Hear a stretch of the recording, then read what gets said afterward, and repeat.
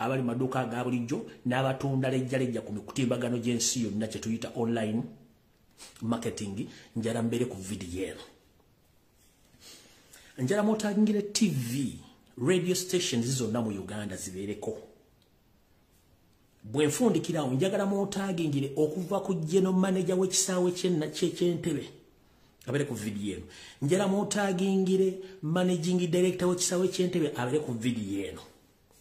Njagala abakozi okuva ku security okutuuka kwatikko omugugu ku revenue ku buli muntu yenna abeereko mugenda kulya mutawulirangako. Mugenda kulya mutawulirangako. Era nabagambye OMM nafu ave ku video eno. Bulijjo mwebuuza abantu body organs zifuluma mu Uganda zitambula zitire zitambula dimeka zibatwala olunaku tuula wano. Enjaga bagitikka batya tuula wano. Emiguja bwe bagibba batya tuula wano. Ensawo za mubazibba batya tuula wano. Kyenjagadde olwali njagala ku exposing ekisawo kino. Abasajja bano batambudde ku TV ne batambula ku radio ne bakola buli story yonna yabadde enkyamu n'ekiyayi ne babuzaabuza eggwanga. Bw'omanyi nti osuubula ttake ng'olinnya ennyonyi zonna eziva ettake tuula wano. Bakyali bange mwenna bakola mu kago nga muva mu ttake mutambula ne mugenda ne mutwala ebintu bya mu Uganda ne mutuuka waka nga ebintu byammwe tebiwera tuula wano information enkirina. Gwomanyi ng'okola mu kago section otambuza migugu ova ttake odda Kampala ova China odda Uganda ng'otambuza emigugu okola kago tuula wano. Bulijjo mwebuuza ebintu mutwale Kampala tebituuka byatuuka ludda biri ludda wabisokodde mbiri ludda watuula wano. Tambuza video eno gishiyalinge kubanga nze natira okutandika olw'ensonga obudde nina butono. Ekisookera ddala njala sooka kwebaza mwenna bali ku social media nga nsooka obbasaba for the first time bwe ntandika information njala buli omu akwate screen ye alikodinge buli message engenda okufulumya mugitambuze ku bwenyi bw'ekitabo mugitambuze ku TikTok, mugitambuze mu WhatsApp, mugitambuze ku Twitter, mugitambuze buli wamu. Mukole kye tuyita screen recording. Okwata essimu yo nogenda mu option mu settings n'oteeka waliwo yolejesta screen recording no recording information gyengenda ofulumya. Njagala information ine etambule etuuka ku buli muntu yenna munna Uganda. Njagala mutegere eggwanga limu olutuuse ku bikwatagana ekisaawe ky'Entebbe. Njagala buli akola ku kisaawe ky'Entebbe teekako essimu yo kuba bamanyi kwe bali. Mutekeko screen ennene buli omu asobola okulanga alaba video eno buli ali mu corridor wali mu kolera oba okola mu parking Entebbe oba okola mu cargo handling oba okolera ku revenue oba okolera luddawa njala tandika video eno ng'obudde bukyali. Nendoza nga bulijjo kansooke mpiseewo security alert zino. Njala omukulembeze wa Robert Kyagulanyi Center mutaginge ku video eno mwenna n'abali bukwatidde akuba political prisoners njala mbere ku video eno. Alright, ntandise bwete. Bw'omumanyi nti obadde munnabyabufuzi nga wakwatibwako ntandise security alert n'osibwako mu kkomera ekitalya. Njagala owulirize nnyo security alert eno era bw'omala ogiwuliriza ogenda okola ekyengenda okugamba. Ekisookera ddala njagala tegeeza eggwanga nti abasibe bonna abakwatibwa ku nsonga z'ebyobufuzi mu ggwanga Uganda abasinga obungi muyina ogenda okwekebera nga nina bugisimufungizi butya. Bw'oba wasibwako ekitalya waliwo akabinja ka muhoozi Kanyirugaba akakolera mu ngoye prison wardens prisoner security wardens abakola mu kkomera eryo nenga akabinja kano ka SFC akabinja abalo ka bulabe nnyo kabakoladde ebintu nga temubimanye. Bw'omanyi nti waliko ekitalya information etandika bwete. Ezimu ku ddoondi zange ez'omunda zantegeezezza nti ntegeeze abakulembeze bonna mu bibiina by'obufuzi n'eyali akwatiddwako n'osibibwa ekitalya. Wuliriza bulungi nnyo.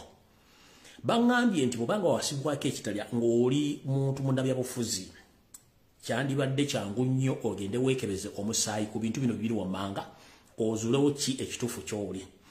Ntegeezeddwako nti akabinja ka muhoozi akali mu panic nakati akakyali mu panic akatamanyi ani ani kaweebwa obuvunaanyiza omukama waabwe muhoozi okuba nti buli musibe yenna azeeteddwa ku musango by'obufuzi akubibwa empiso erimu akawuka akaleeta mukenenya oba akaleeta siriimu era ne babakuba n'obutwa bwe tuyita slow killing poison nga togenda kufa mu lunaku lumu togenda kufa mu wiiki bbiri wabula oluvannyuma lw'emyaka 4 ku 5 oyinza okuba ng'ogenda kufa.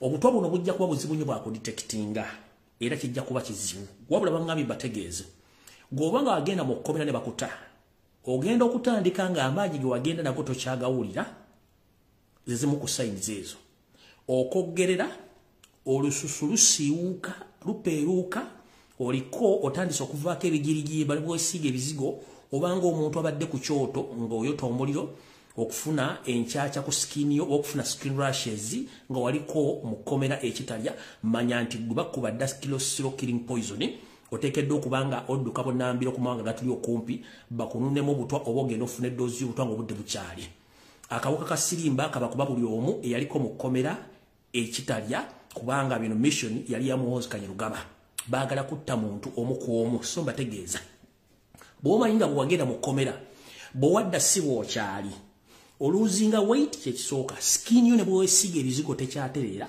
olina skin rashes obanga omuntu alina enkanyanya ayotedde omwaka mulawo byezi 6 tokyetegeera ogwamu amaanyi buli kaseera oba olwala genda weekebeze nga budde bukyali bakuba siro killing poison tagenda kuttira mu wiiki agenda kuttira mwezi wabula wakuttira myaka 4 ku 5 gye bujja katono empiso oba akawuka ka sirimba kabakubadda nga mulimu okukomera mwenna so buli omu genda weekebeze nga obudde bukyali oyinza okwekebeza nga tokalina naye nkugambye ku bintu bibiri oteekuba wabuukayo n'ekimu okusinziira ku drone yange information gyempadde so bategezezaako siro killing poison tagenda batta kati naye oluvannyuma lw'emyaka 3 ku 5 muyinza obutasukkawo ne mutandika okutuka mpolampola guno nno omuze baagukola dda kano kakodi bakakola nga bakyaline mu nsiko bwe bava mu nsiko bakikolera nga ali mu public house gye bayita balanga essaawa ezo bwe baakubiranga abaganda empiso ezalimu siriimu nakati abamu abasinga obungi baggwawo kubanga yo yali enteekateeka yaabwe nakati bali mu kikola eyo ngimaze ngenze ku ndala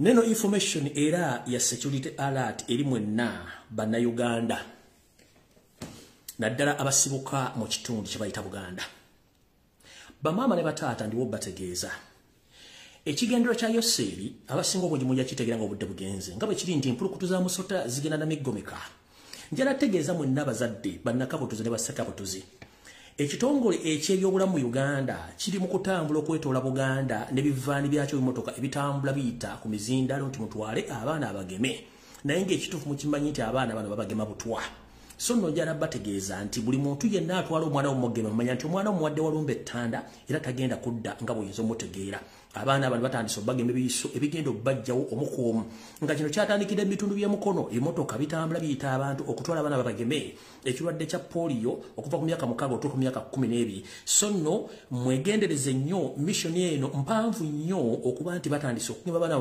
ku kifuba ng'ekigendero kyakendeeza nnamba y'abaana abali mu ggwanga naddala mu Buganda region kino ekikolwa kya bulabe nnyo ekyo nakyo mukitegedde nti abaana bano babakuba ebiiso ebijjo baleetera okulwala obulwadde obukonvuba n'okutandika okusikondoka okufa era nga bwentegezeddwa okusinziira mu malwaliro ag'enjawulo mu Kampala mu Buganda ennamba y'abaana abali mu malwaliro temanyi abantu bakulu abali mu malwaliro nti ennamba y'abaana esisuse ku gw'omulamuzi abaana bali mu malwaliro nga bakufa enkya n'eggulo awo nawo nfuddewo ndi ku security alert era njala bategeeza mwenna abazadde abazza abaana ku masomero nabagamba nti mwesonyiwe amata mission y'okuwa abaana amata ekyagenda mu maaso amata gano aga Museveni ne family ye agalimu obutwa obutta yensonga lwaki baali bakifudde kya buwaze buli mwana buli ssomero lyonna okutwako okunywesa abaana bano amata nga bakimanyi nti amata gano ga bulabe ne ku TV ze Uganda waliwo omuntu omu celebrity yatandise okugoogerako ne simenti anaawangaala kubanga yafunyeko experience y'abantu 15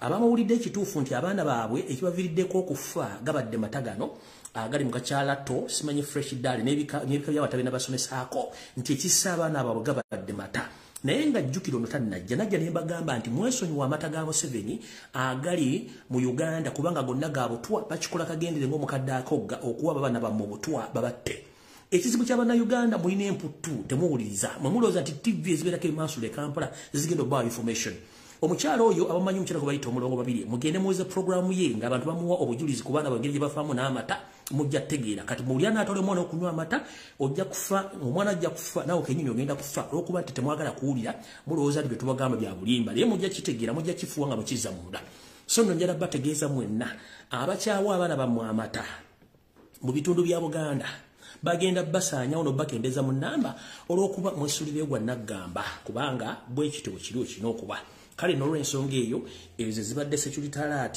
njala bategeeza buli kimu mukiwulire bulungi nnyo nga bwe kirina okubeera ezo zonzi maze ngenza ka information wana akala ndio kentandika information yandise right ntegeeza abantu bombuganda naddala abantu abali mu bitundu by'emulago okulira eddwaliro mulago abatudde ku ttaka eri wa kabaka nabategeeza ko omwezi omwaka oguwedde nti waliwo akabinja kabalangira abava mu America balina ebyapa nga baagala kweza ttaka eri baluguze Yoseri ne family ye akabinja ako nenka kuba ne kadduka kati kye kimu era Museveni ne bamafia bakomye obuto okwenyigira mu kutwala ettaka ly'emulago era nga ntegeezeddwa ko nti abantu bangi ba state mafias batambula mu bitundu by'emulago wano omuli mulago triangle ne mulago masannyalaze nga batambula batiisatiisa abantu tubagenda bagoba ku ttaka buli atalina kiryogerako kubanga baga nti ettaka eyo liriko n'ennyiriro alina n'ekyapa so ng'ettaka lino lya Bwakabaka wano bagambira nti Buganda Land Board ekitongole ekiri emmenga awo nga kyababbi banywi bamafia bawamba Buganda bebamu ku bantu bakolidde omuzigo gw'okutunda amataka ga Buganda n'okugobaganya abantu Baganda ku mataka gaabwe so njala tegeeza mwenna abantu abali ku ttaka ly'emulago mwetegereze nnyo ettaka ly'emulago ligenda bafuukira kagumba bwegoge kubanga essaawa yonna bamafia okuva mu State House batandise okujja okulambula ettaka lino naddala mu mulago triangle ne mulago ku masannyalaze n'ebitundu biri byetoludde mulago okuli ettaka ly'Obwakabaka naddala nga mutuddeko essaawa yonna bagenda kujja batandika obbafubutulako era balikubba ebibaati nga nenna bugisi mufungize so no njagadde obategeeza mutandika okwerwanako nga mutegeeza bekikwatako nti nettaka si lya Museveni era si lya bamafia abali mu Kampala ttaka lya Bwakabaka ate nga bulisisiddeko ebbanga ddene kale tugenze maaso era njala tegeeza mwenna bannayuganda kali kaweddako ettaka ly'emulago mumpulirize bulungi njala tegeeza mwenna bannayuganda gwabadde amanyi nti osuubula era nga buli kimu kikutambulira bulungi olina kyotamanyi uliriza bulungi nnyo wetwogerera ekisaawe Entebbe kyagwamu nnabe olwa bannayuganda okuvayo okuyisawo amaloboozi gaabwe ku nkola ey'emirimu egy'abayingiza ku nkola y'emirimu gy'abantu abahandolinga aba migrants abantu oba bayingira n'okufuluma eggwanga engeri gye badde bamesa mu bannayuganda okufuluma nga bajjako ensimbi n'okubabba ensimbi ekintu kino nno kyaleeta eddoboozi ly'amaanyi nnyo okwetoola ensi yonna buli muntu n'avaayo gy'ali eyali atuusiddwako obuvune bwe twogerera amawulire g'ensimbi y'okufuna nti kati ennaku zino okuva lwetwatandika okuyisa amaloboozi gano abayingira n'abafuluma balyanga bambejja era bayingiranga bambejja teri abakwata babula nakusitulako mugugu naye kino si kyekyo kyokka waliwo akabinja n'akabondo akali mu sisitimu nga kafu nnyo nga wetwogerera essaawa zino ekiri ku kisaawe Entebbe kisa kitokota meeting zitula meeting kwemu naye abasajja bakulira ekisaawe kino abasajja abaye bamafia batandise okugenda ku TV nga beeyogezanga olwano bako babuulira ensi n'okugirimbalimba n'ebiboozibozi eby'ekiyaaye kati tutandise nno video evudde kwanjula katandise abamu ku bakulu ku kisaawe Entebbe baavuddeyo ne boogera ebigambo bingi nnyo n'okutiisatiisa era nfunye information nti n'omuvubuka yasooka okufulumya eddoboozi kubanga bwe twogera ku kisaawe Entebbe nakyogerako almost 1 year back ne mbabulira information naye olw'okuba nti omuntu omu yavaayo n'ayongerako eddoboozi ne kigenda vairo nezera ninakyogerako omwaka guwedde mabega bingi nnyo nga nzize mbyogera naye ebintu bino baavudde ne batandika okwogera bingi bamaneja baani buli munaava kati ngenda yalinnya kulinnya ekifaananyi ku kifaananyi era n'ebifaananyi ngenda biteeka wano mbale mpostinge ku Facebook buli mwakijja kitambuze eyali akubbyeko eyali akufezeeko buli omu mujje mu mutwale mutimbe kubanga tukoye ababbi bano mwemma kiri kya migration abagenda nti ekisaawe kiriko cargo handling section kiriko revenue kiriko migration kiriko n'ebintu bingi nnyo kati mwabuukira kuki mwabuukira ku migration naye wasinga obufu wendeesolwa nabo batengenda gajja nga kube wansi omukulu omujazi n'agamba nti ekisaawe ky'ennyonyi kiriko kamera 655 era nga buli koona zonna ziriko kamera era nga tewali muntu wasobola kubbirwa so mpozi waliwo omulumulu n'abantu abeefudde okonna erinnya ly'ekisaawe n'abakozi naye tujja bakola ku ensonga nti ffe tuli sitede ne kamera kati njagala mbambule mukulu oba wadde MD oba general manager eyaze ku TV wagambye nti mwina kamera 655 buli section weziti kati njala kubuusa buno bwe bunyombero bali mu kubbira bannayuganda bonna 1 kamera ziwayogedde ezimu si ntuufu teziriiyo ezimu biwaane okugenda okuliraana ebifo we tuyita ku bwamugwanya oba toilet wano wonna ekifo kino tekiriko kamera okuliraana toilets zonna eziri ku airport tekuliko kamera era yensonga lwaki abakozi batwalayo abantu ne babajjako ensimbi gattako okwegadanga ku baana ababa tebalina kibamanyi ne babeegadangako nga bagenda okulinnya ennyonyi abamu bafunye ebirwadde ebyobukaba bafunidemu ne sirimu n'embuto zibagenze nazo nga tebamanyi wewunya mwana kujja mu nyumba ya Mwarabu after omwezi gumu ng'atandika okusesema kumbe yazina olubuto yalujja ku kisaawe. Nateekayo post nga claim ya rape oba claim ya sexual abuse tennaba nga mumanyi kyendeeta kubanga nnyo. Kati toilet wing teriiko kamera yonna ku kisaawe. No mafia bammwe ababbi gye bajja ne bajja ssente ku bantu nga basindise mutoyi kuba teri kamera. Customs area weba checkingira luggages ne basizingira luggages n'okubala ebintu kamera zonna eziriwo tezikola nfu tewali data era tewali footage nakati guyabadde ku TV simanyi MD simanyani njala kutegeeza ku customs weba checkingira luggages n'okusizinga luggages n'okubala ebintu ebiri mu nsawo z'abantu kamera zawo zonna teri muntu yali azzewo n'asaba footage nga waali zonna kamera ziriwo zonna nfu na kino nkikutegeeza. Tugenze maaso tugenze ku section eya greeters and meters tent eyo akafo kano wabeerawo abantu abalinda abantu baabwe okuyingira eggwanga oba abo abalinda abantu babafulume eggwanga wetuyita ku section gye bayita greeters and meters. Wano ssebo ku tenti nabala babbiwo batwala abantu babajjako ssente nga nabo gisimu fungize nga tonna tebategetegezeza awo tewali kamera ndowooza okitegeera nazze baabya. Tugenze maaso tugenze ku restaurant ezisinga obungi ziri ku kisaawe tekuli kamera ng'ate restaurant basingira okubbiramu abantu ku kisaawe kuno gye bayita basingira okubbiramu abantu ku airport gye restaurant ewatali kamera eno gye bayita Mama Africa restaurant abakozi bamwe ku kisaawe basinga okubbira abantu ssente kubanga tewali kamera ate nga mukimanyi nti abantu bano badiringirawo nnyo mu kubbaka abantu ssente. Ndowooza restaurant mugimanyi si bya mpuna si byaki mugenda kulya omuziki olwaliro kino kyazze tumazeeko mujja kitegeera nti embwa efuwa firimbi era neesera ku zebula crossing lwakuba nti zebula crossing zisalirawo tuba zebula ntulege naye nga n'abantu basalirawo katujja kitegeera. Kati tugenze maaso ndowooza tegedde bulungi kamera z'65 ntezikola abantu babbirawo. Bwe najja ku Monday kuba nalina kujja ku Sunday ne sijja owali omupiira gwa Arsenal ne Man U nengamba kandika abantu babiri ne pressure bakakkane then tugende maaso. Ku Monday nezijja nenkola live nentegeeza ensi yonna kyekiri ku airport n'ebifo ebirala abantu batategedde. Ku Lwokubiri mmwe kennyini abakulembeze abali ku airport simwakola mukimanyi nti kampuni ya Enhance bagitunda ne muteekawo kampuni bbiri naye nga ate era still nemulekawo kampuni bayita NAS ne mulekawo ne kampuni bayita Dash so nga ate NAS yali Enhance naye nga ate era still yassa mu kuteesa. Eno nno be bahandlinga cargo n'ebintu bira ku kisaawe bano si babbi balwadde. Njala tegeeza ensi nti bwe mala okuba abantu bano ku Lwokubiri ku Monday ku Lwokubiri bayita meeting eyembagirawo okucekinga ebifo ebimu ku airport. Ku Lwokubiri ku ssaawe ku Lwokubiri ekiro abasajja bano batambula ne bagenda wansi mu cargo handling section gye basanga ebintu bye batamanyi nti bibaddeyo bakola operation ku cargo section oba ku cargo sector ne basanga almost pallets bbiri nga zijjuddemu amayirungi mu cold room naye nga zino zizitowa almost tani 6 nga teri n'amanyi nti bino ebintu bibeerayo wansi era zaali zigenda kulinnya Ethiopia Airlines zigende era abantu abamu bagoba ku ssaawa eyo naye nga mukimanyi bulungi nnyo zonna ddiro za SFC ne Kayine Mbabazi Genetic Mbabazi be bakola mu ddiro zino ez'okutwala ebintu bino. Kati njala sooka tegeeza abantu ebintu bino emuwulira byonna ngenda birwamu details zaabyo n'ebifaananyi. Kati ngenda sooka balaga ebifaananyi bino buli omu abirabe bulungi nnyo gw'ojja kujjako muntu kigwomanyi eri akufeze then tugende maaso. Ngenda kulaga omwomu mulyoke mutegeere. Ono omwami gwe mulaba olwaleero ono bamuyita Ategeka, yeeyita Ategeka German handling agent.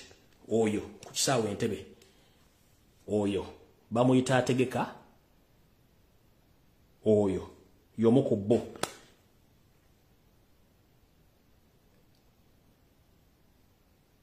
Ono ya Aboko Andrew Roading Team Supervisor era nga mukozi wa SFC bangambye nti ali very dangerous oyo ngenda ebifaananyi bino ngenda bita ku social media byonna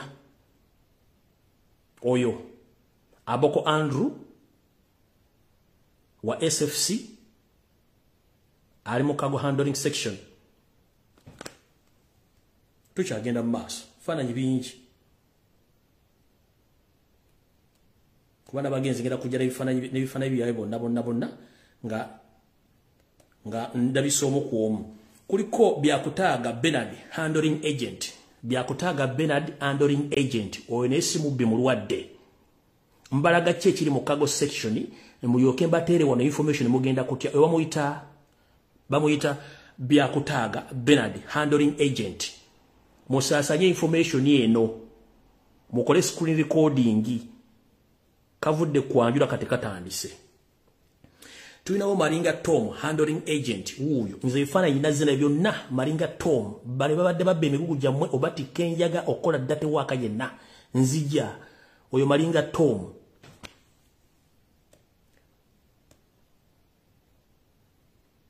Ramita Jakisha David security agent oyo naye mubbi mulwadde bonna n'amanya gawe ngenda biteekayo buli omu ajja kujjako yali amubbye ne yali amufeze bonna bali ku kisaawe Entebbe ngenda kuwabya omu ku omu kuliko bamuyita Koito Tom handling agent oyo Koito Tom handling agent bamu kubabbya bali ku kisaawe Entebbe mu cargo section omu ku omu nzija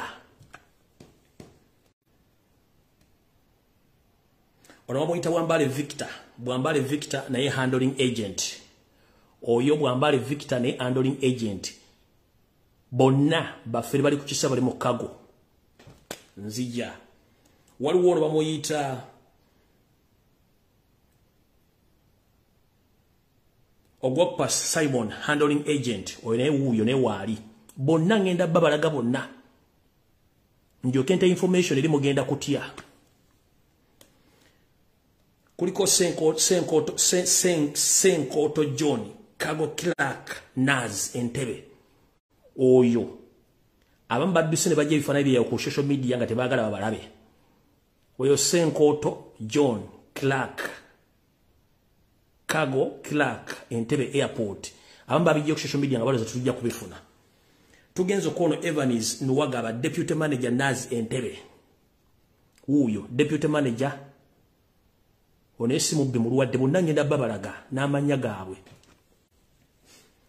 tulina wono Kaguta Genevansio handling agent Naz ono olubo oluwanvu kubanga ebifaananyi nadde sobola kusala muntu omu oyo olubo oluwanvu obugalubindi ono ali mu saati ya checked oyo Kaguta oyo muzibu nnyo alinga olumba oluluma ekiro nga n'ambulance teriiwo oyo olubo oluwanvu ngenda babalaga bonna waliwo ono Pius Onega ramp manager Naz Entebbe Airport ate ono mafia bonna ngenda babalaga n'ebifaananyi ngenda bita ku social media mujja kitegeera nze nzija na information nenjibateera buli omu n'awulira n'olyoka owulira omuziki bwe guvuga kansubire nti ba MOD bakirina bonna bali ku migration URA buli omu kwali kuno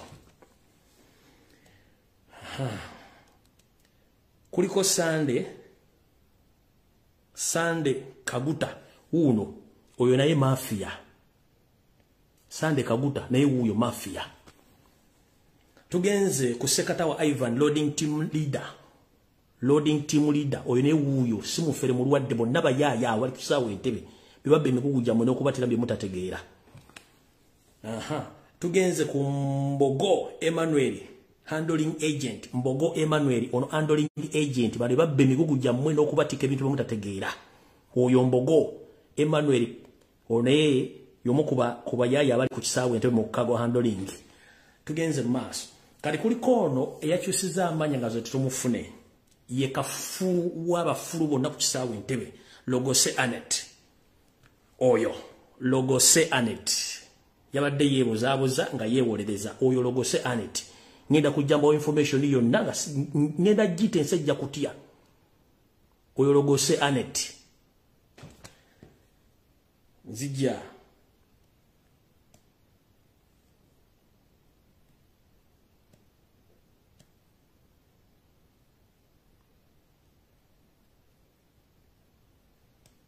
one Nabasa Edgar ono ye Nabasa Edgar ono ye wa SFC bonna bayaye katika amasomero information ndio nteri information yona buli ko mugitegere yona mugitesoka mugitekali kanso kemba somere mulire bulungi nnyo omukyala gw'esembyo Balaga yomu ku ba team leaders ne ba commanders Logose Anet. She's the Assistant Superintendent of Police under the Crime Intelligence Department in Uganda Police Forces. She was posted at the Entebbe International Airport way back in 2014. She managed to build her racket of thieves at the airport using her own office at the airport. She brags on people saying nobody and nothing can shake her because she is connected. But our concern is to save Ugandans from being robbed by the group of the airport thieves. The group she works with, including the following people: Asasira Prima Alex, an ISO agent; Nabasa Edgar, Aviation Police and Counter-Terrorism; Ritingana, Aviation Security; Olele Joel, police officer attached to crime intelligence, also working at the airport; Kigozi Samuel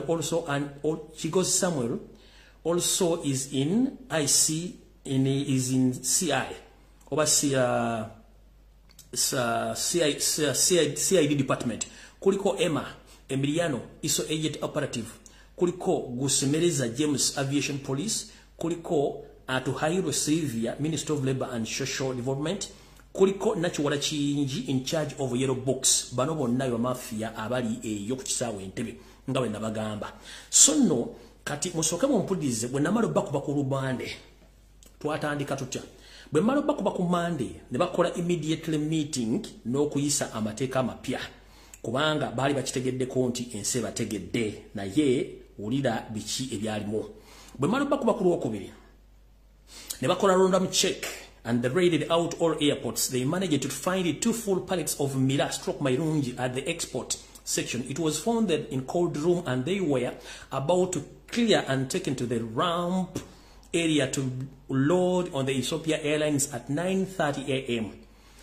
Victims were 4 NAS security agents who do clearing of cargo to run away, and the 2 were escorted the headquarters and fired. Olubagobyeko baze bagobako kati wano wavidde ku kanjula ate katugenze ku video entuufu. Waliwo omukyala gomwalabye nga bamugamba nti ensasudde egundi zange nsasudde ensawo zange tompadde receipt. Kati omukyala oyo y'omu ku bamafiya bali awo. Kati wane wali video entuufu etandise muwulirize bulungi nnyo. Nzo gwange gwakulabisa buli ali abuliddwako bali babbyeko ebintu byo tebituuse. Omuntu anabuuza Lumbuye akyafulumiza information yeno. 1 ngenda kuddako Revenue Authority ku Kisawe Entebbe. Njagadde kusooka pamu.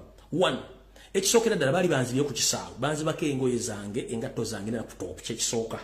Ekyokubiri Bannayuganda bali mu makomera China nga batisse enjaga gye batamanyi. Bannayuganda bali mu makomera Middle East nga batisse enjaga nga tebakimanyi. Bano abantu nga bakola omulimu gwo. Njala mukyewulire from the author's mouth. Njala mutagingire president, njala mutagingire abantu mugwero kule mu voice mu information jengere okuta mulize bulungi nnyo mutegere gwanga nti fu.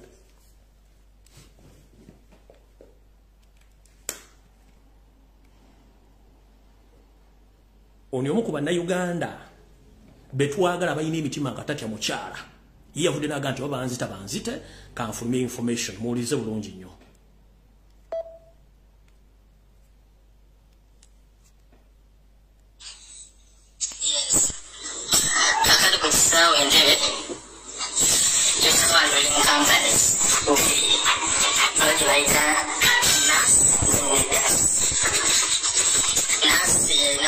Services, then that's you see your Kulibanti Banu Kuala. Nancy, frequently, you want a single handling in your cell. Nancy, you Kulibasan Kutesa. Then station manager, who was at Tennessee, I know Gisha.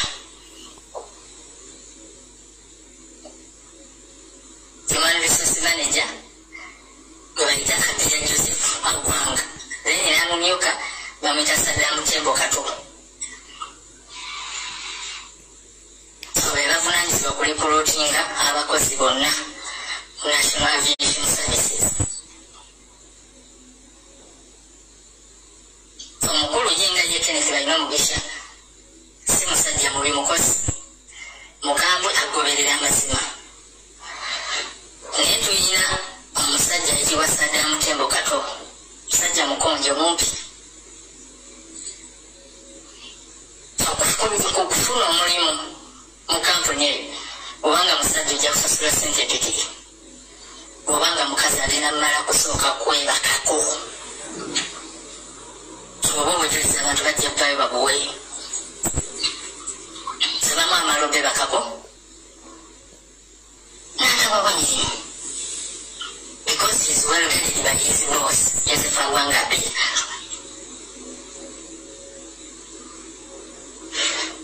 National Aviation Services erina departments ez'enjawulo.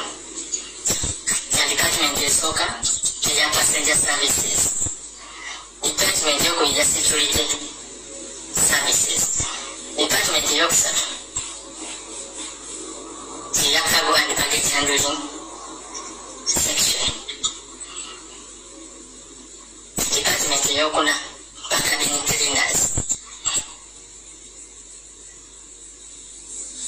Buli yamu kwabo alina omugaso gwakola. Passenger services beebo abantu be batuukirako ku check-in, beba abantu bemulaba abeera bambadde ekyeru waggulu kyeru wansi ddule, abeera ku bukompyuta bwabwe babunyikanyiga leka passport tulabe simanga bakuba bakuwadde boarding pass beebo aba passenger services. Mulimu abakola ku check-in, mulimu abakola mu documents. Buli omu alina omulimu gwe.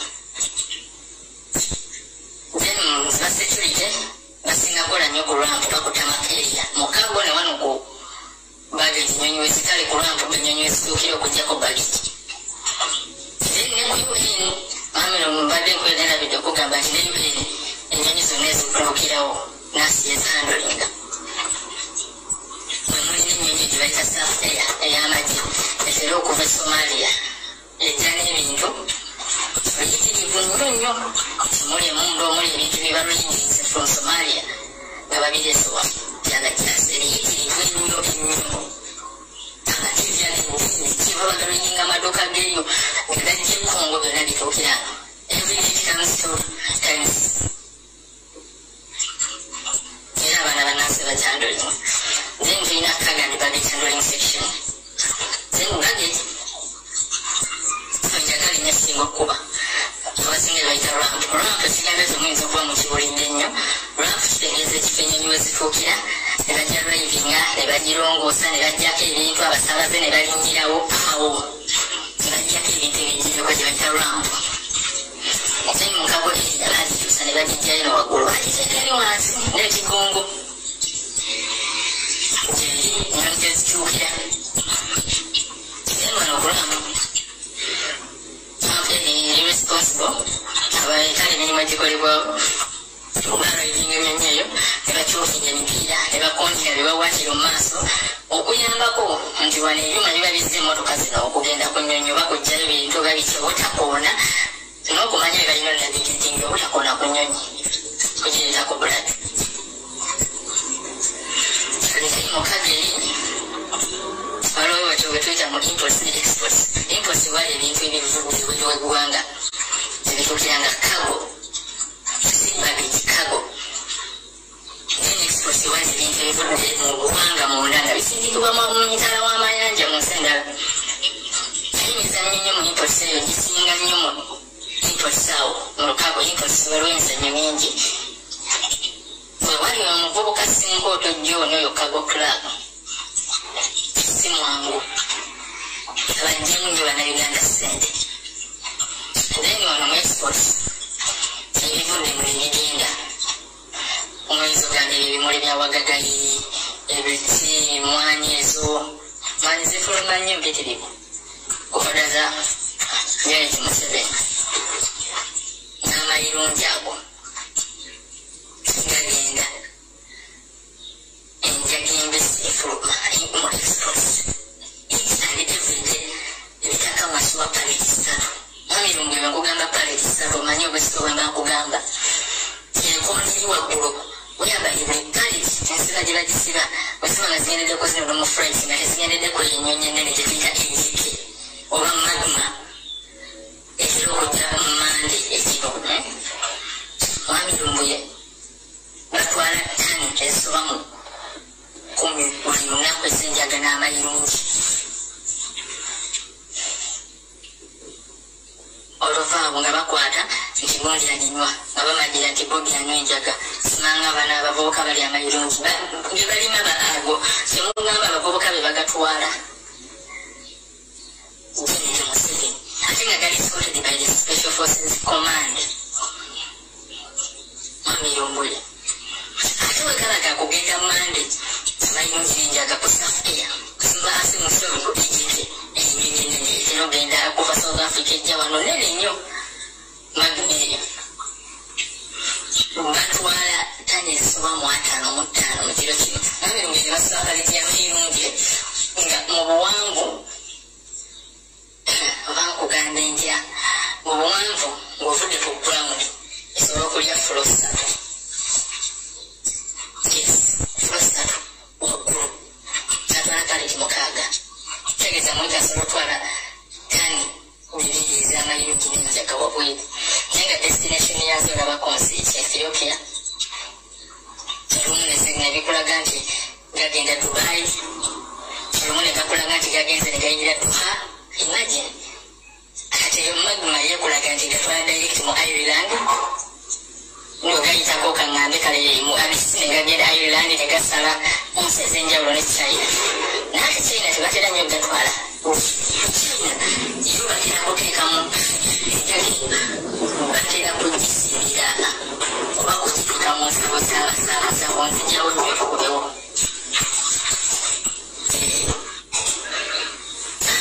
Mwami Lumbuye kakati then batunda kuba kabintu binasi beba abaana b'obuwala be mulabira mu overalls zibeereza frame be balongoosa munda mu nnyonyi naye nabo tulabye ebintu wowe bonna erabiddemu akasawo ekootu simanda erabiddemu egundi mu nnyonyi olugito bakwatagana basekuyita nakabuddemu. Kati Mwami Lumbuye nate njagala nkoona ennyo kuba tukomenya awantu omukaga bagezi endoling section kati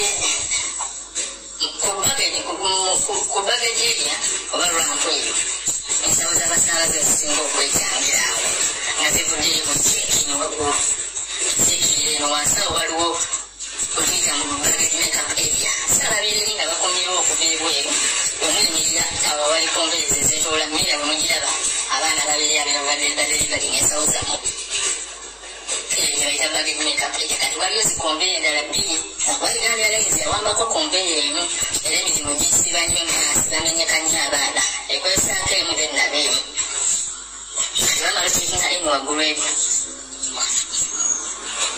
yalijja sawa sijja naye pipya bakozesa means of communication eza radio call abokukiikina abawansi okugeza political language nti owa waggulu ayagala kwogera n'ono ali wansi katugeze bali ku flight yekata basootinga nsawo zaabwe kati owa waggulu oli okuyita ono wa wansi omuvubuka anolinga egenti asootinga bakozesa political language nga ngamba nti katugeze kata flight ayinza okugamba nti namuyita katugeze ayita owa wansi omuhandle section z'omukyekini agamba nti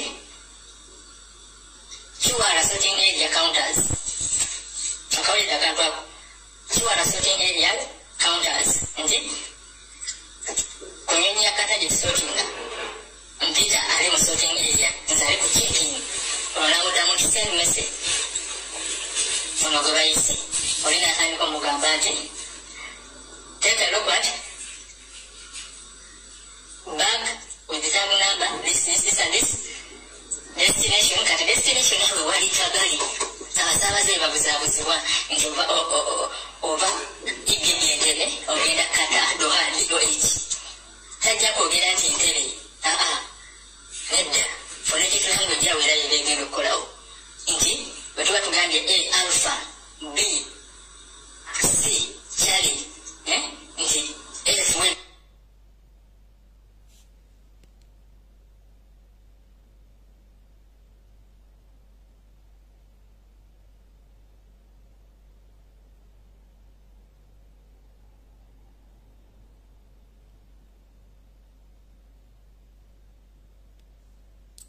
a minute.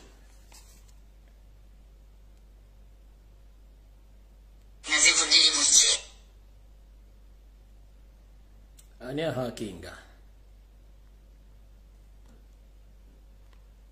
Kalwa hakinga.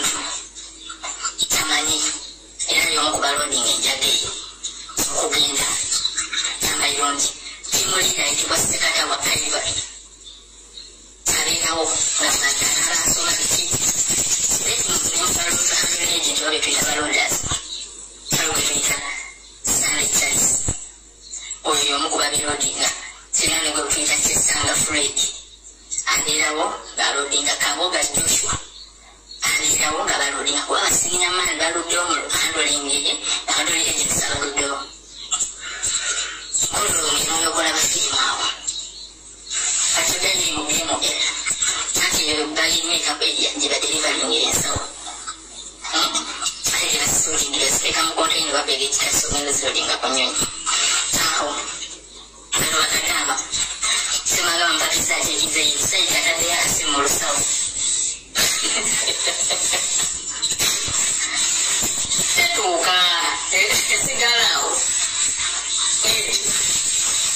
awo kati ejjinja ovudde ku lwapo manager payasolo gwe bayita mubakulu wa special flights oyo era alondamu mu bahandling agency batwala okwandolinga special flights kolwesirirako baminisita okuva mawanga amalala ba prime ministers abagagga abaki bainvestors abamaanyi abagira mu special flights toyinza kuŋŋamba nti oli agenda alya mu special flight agiremu n'abantu babiri oba eva Canada nga walayisi special flight atwala beyesiga atwala omukomaku ng'atirako ensawo zaabwe okuzigiramu nnyingi abakuba emitala sajja babuvunanyizibwa investi kugenda nabo mwana nnyina emitalo $10,000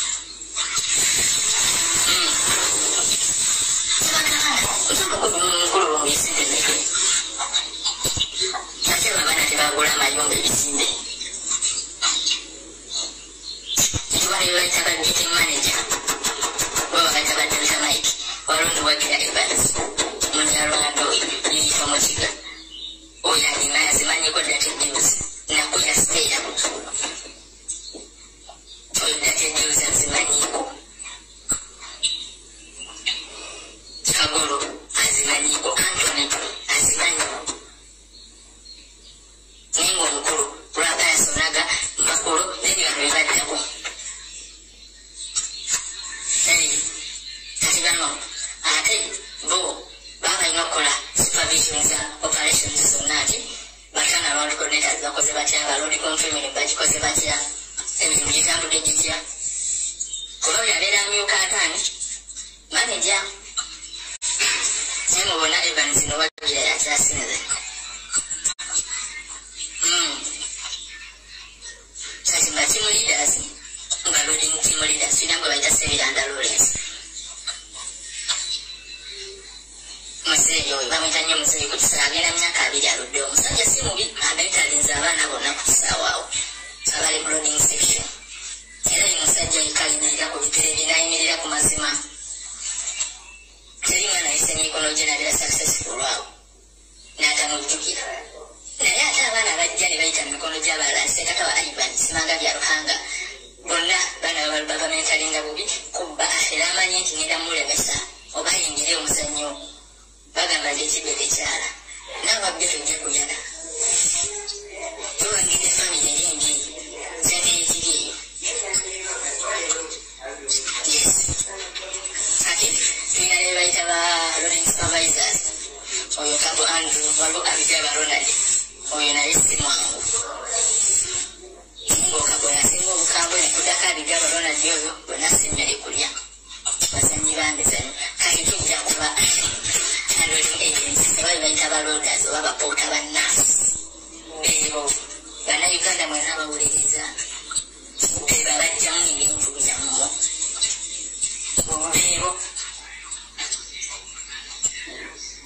beebo abajjamu ebintu byammwe masimu masaawa sinanga bisibe pakina sinanga biki ozirina ebintu byovuddeyo byabbi oba ovudde wanaera ogenda ogenza ebweru ebisigala mu nsawo beebo newe bambalira munda bagitwala yalabi kyabugamba kulisomere nange bayingira mu hoteri balodingasawo naye nga sinabasoma kati nabasomere mubasetulira babamanyi ku mizanyo ebyo waliwo gwe bayita opacyani abamanyi emizanyo abaana gye bagenda okukola era yeefuula abakuuma kumbe ayagala alabe ani akoze ajjeeyo ki ebweru mugabane ate munaye bonaagana okumuwa pasi yajajjiwamba akugambye nti wadde bakugulu oyo gwe bayita Patrick Munyongo oyo naye azannya emizannyo egyo osimulere kulya naye ngenda gwe tuyita Tendo naawe oli wasitulite mu naasi naawe ogikola ate mwe abasinga n'okukiriralinga ebintu okuva eri wansi mu kabenja ge mwe abagikiriralinga ne mugipima waliwo tuyita owaki naye ekyago kati ekyago yenabadde nga acting manager naawe ozimanyiiko nawe muli kasaala ako k'ensonyi ate mu abasinga okugobesa abaana babaganya okukola ebintu ebyo Mboli omuvubuka oyo bitanga bamuleeta yagaana okubikiriza mutabikola. Muteekawo embeera ne musibako engeri y'ekisangosango ne bamugoba. Owazi ekyago Patrick Tendo Opachana.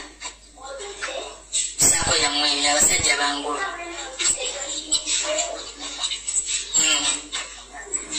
Handling agency ba. Era leko. Sina kindi CAA. Tusaba otuyambe n'abantu abakuva ku ramp manager. Payasonaga niwagenda Ivaniza. Akina basekata wa Ivan. Mutuyambe abantu abatufuukidde emireeti. Handling agency ina maaso kasande Charles. Oyotaba mugigi mu debate facing area. Abakomyewo bamulaba abaana abatera okwambala bovulu oba buwunya n'obuwunya. Mukambutereka ensawo n'akusindika abweru. Abakulira abakujjako ssente no nemukusindika wano. Omuntu kaali kuyiwala n'olobanga bakebera ebintu yasobola okugyamu ekintu n'akisigaza. Tulina gwe bayita kwambala enjekita mukonjo. Oyo naye tava mu biti tava mu byemwe mukusookola ensawo abasaba basaba ssente. Okusaba tulina omuvubuka gwe bayita Jakisa. Okusookola ensawo abasaba ze bajjako ssente.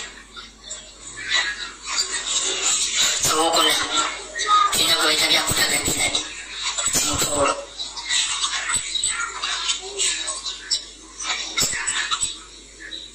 Byakutaga binani okusookola ensawo z'abasaabaze.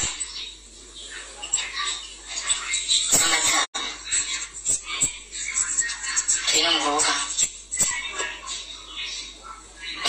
abaana bano balinga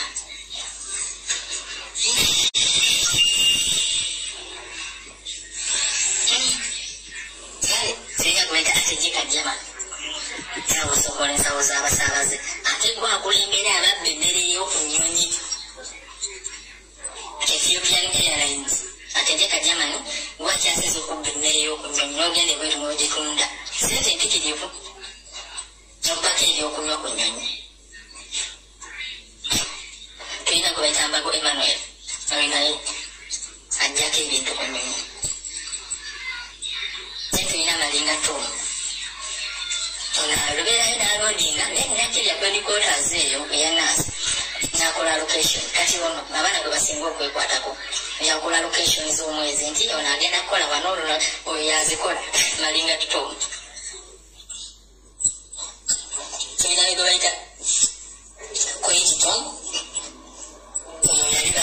yali deployed mu biti naye balabadde nnyo abantu olw'okuswala ne bamussa ku ramp. Then tulina Ogapa Simon naye asookola ensawo ezo abazira obirinda. So list mpanvu abaana abo naye nga basinga obulabe be bamu kuba mentionings beno bannayuganda bannange n'abannayuganda mwena bali mu nsi z'ebweru buli yali abuulibwako ekintu kye entebe eyapot beebo naye bwebasanga tosobola bamanya oyinza olowooza abavubuka bato naye nga abaana babo ate bandikikoze mukululumbe lwaki bakikola. Ekisooka influence okuva mu bakulu. Ekyokubiri kye tuyita culture nti bw'ogenda ebulyambwa okola ki olyambwa ogenda kisangawo nga bwekiri tojja kukirwananga gw'omuntu toluddeyo tomanyi bitambula wabula gezaako okuba nga agaana okukikola. Ogenda fuka musota bagenda kulwanyisa mpaka woovaawo bakusireka emisango nti bakusanzidde ekintu ekiti kunyonyi bakugobe bakukanyuge. Mwamirungu y'abaana abo ayagala bananga batooleza bakolera nusu 15 buli ssaawa.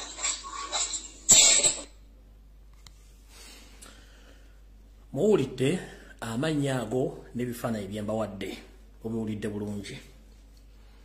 Abakulu bazze ku TV ne ku radio ne badifendinga ekintu kino naye mu audio eno akugambye n'abakulu bano bamanyi omuzannyo guno.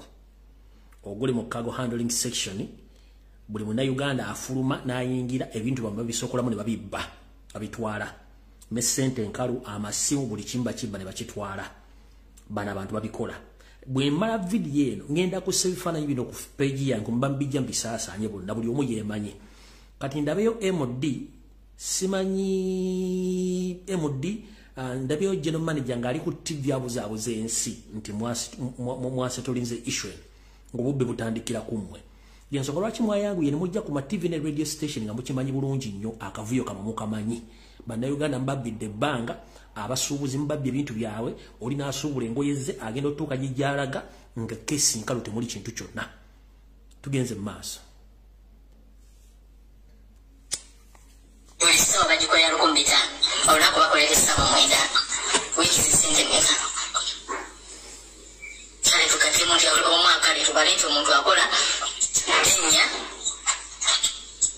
ye 92 oyo nno aba aluddewo obutamwa naye mulimu n'abaana mamirungu yebakozesa 95 n'atamala na myezi ebiri n'alwala obulwadde obutabu tosaakosa mwana amunobika mukanga ng'akola atunula ate ng'emirimu gy'amaanyi mamirungu yakigamba okujja mukalenzi ku nnyonyi oyo essaawa ezitowakkiriza njawulo omwana basobola omulimu 5 olunaku nga zonna alina okugjako atekeko ajjeko ensaawa atekeko ebitatu ensaawa endala ezigenda n'ennyonyi endala olunaku kigenda okukomekera nga waba ngaziemu kale ekitono ennyo nga yetise asula etangi nnene mubutano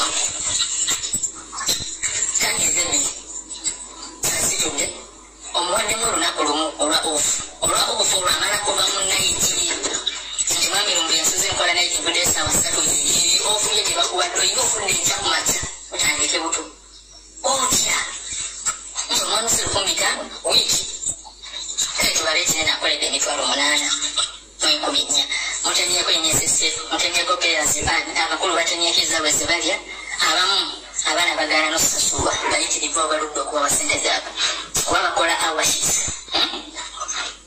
omukulu yennyini lwampu maneja saawa z'abaana aziwamba okulu palasi yonna gy'oli onaga okwata awashiti z'abaana okwata awashiti z'omwana za mwezi naye nga mutuufu asasulwa wiiki emitwalo 8 zinogenda ku akawunti okudde za mwezi omusuubira kola ki omusajja omuwa butono akola nnyo ate oziremedde tokomye ku ekyo omwana oyo omutiisatiisiza omugendayeko omule wiiki 2 olwokiro kya nti mbuti awazo ofanzi when you didn't employ them, when you don't want to pay them, you want them to play your dirty games and you don't want to pay them. Naye abaana balingana limukomera omusuubira kola ki psychologically oganye okonsasula nkikutte kunsooba omuntu erimu $10 nomugamba ku musaalo nja zijjamu kale ninaale wange nsasula lwenti nsasula amasanyalaze nga nina nina omukazi nina omwana nina okwambala balina okwambala balina okulira n'omulaga gwe wanimpadde wiiki obukozi naye nga mazima nkola nnyo onsuubira kola ki mubanga zaakola kuba kyonna kiva ku manaja alina enswerayo gye bayita sekata wa Iban emubuulira kikigenda maaso ati ntimulinda yabuulira olimu ono n'amuweza email tatatatata ono nti okugeza nti Lumbuye friend yagaanye okukola awasikiza zikwata nozikwata olwokuba oli akozesa obuyinza n'effuka lyalina okulembesa abalala mamirungu yabana abageza ku bedinda n'obuzibu obulala bwebujjira nti abaana babawayo gundi insurance ey'okujjanjaba naye mamirungu olwala ng'obulwadde omugongo abaana bagenda mu ddwaliro ta AAR kyabakkiriza nagenda kisebi bakwako AAR it's just a clinic otuuka tebagenda kusikaninga mugongo no They're going to just give you tablets, you're going to be ibuprofen, you're going to be painkiller with wewe mungu ndio ebagenda kuwa sikirivu yanakubi bachi bagamba bomudwali teko kuba mu company sikirivu yalula ku murachi ngonya abana era ekibuze kyebuzi wanti National Vision Services yonagiri quality quarters emanite abana bano bayita mu mbeerero era basasulwa ssente ezo $150 buli ssaawa nga kuba abana bakole kuiti every hour they pay them $5. Lwaki Uganda mbawa don't even have $0.05 $150 era bone mulubba ne mulutemako nayenga byebizi yadresi ate nga just casuals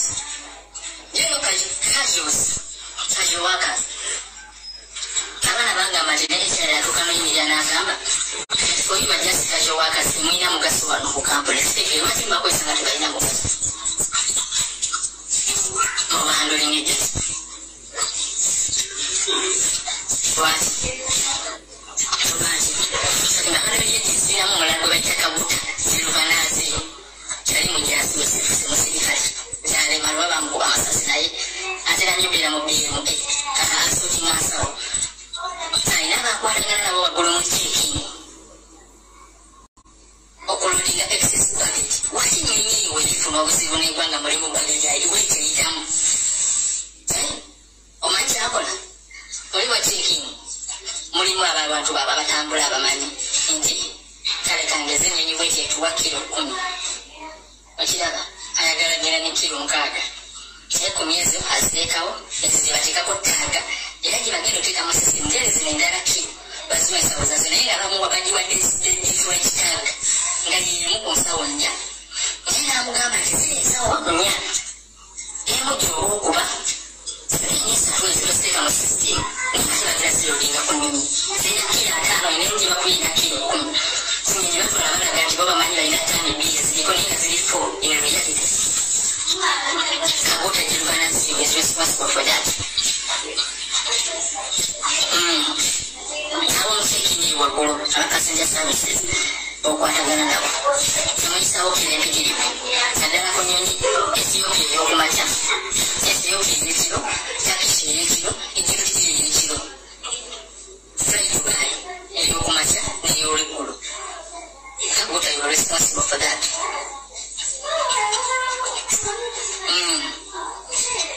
Kabota Jirvanasi Munyarwanda Tugambwa Kawo Kisaka. Why are you responsible? Are you responsible Kabota Kweji? Okay, the single Kunyamia Mukolombe. Some hotels is the owner of the company. Then I in Yanyoni handling what company. Then in Jaringa Jarinya, it's Kenya Airways. The handling your das. Lwaki naye amanyi ekiriri naye nga teri mukama wa yes then n'omuzannyo omulala kati kino kyamu abasuubuzi abasuubula nga muyitaku Ethiopia Airways ekiro kyerisaako 6 mugimanyi erandinga 7 esinga kuba n'abasuubuzi mujja ne keesi zammwe uliriza nnyo ewantu wano omusuubuzi yenna bwe bali banfuluma ne banyingira nga muli basaabaze mu information yammwe wedde njagala omuntu yenna omusuubuzi uliriza nnyo ewantu wano wetulaga uliriza nnyo ewantu wano wetulaga wewammwe muwulidde nti abaana bakola ku kisaawe mu Kago section bafuna nusu 15 lwa Uganda buli awa gyakola ku kisaawe nusu 15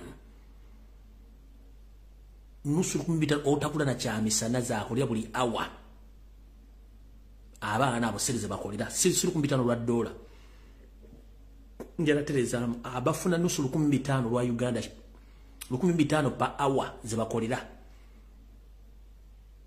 wano mwenna abasuubuzi mulize wantu wano mulikodinge wantu mwenna abasuubuzi mulire bulungi nnyo wantu wano osinze bamusobode masimu ya sobode ngoyi musitage ko buveno bwe muteka ko rankinga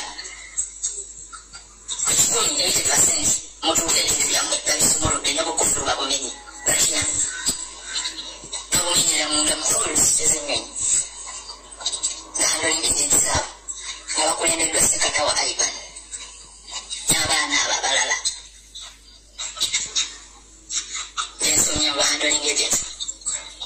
Sijakuja munda team leader wasitulete wabwira bana badenda police. Yesawa kijina alweza kile. Kanja kupata zipo za mwezi sero bako kufuru. Na nikukura na gula. Na nikukura na mwezi box za masimu jaja dozena mabox otandemu adeto kutemuli mapesa. Batononya beta mapesa. Wasanze muzika mo zisimu nga Samsung Galaxy S28 22 Ultra abambale so box buli my iPhone 14 Pro Max. Nina zijamwe bakolekera mu box ngechiwo mungoli. Masajja atoke ngelo take out munyenyi mu scanning area kwibala ukale kibala yake basimu wegale hoduka emisinde bino tukisa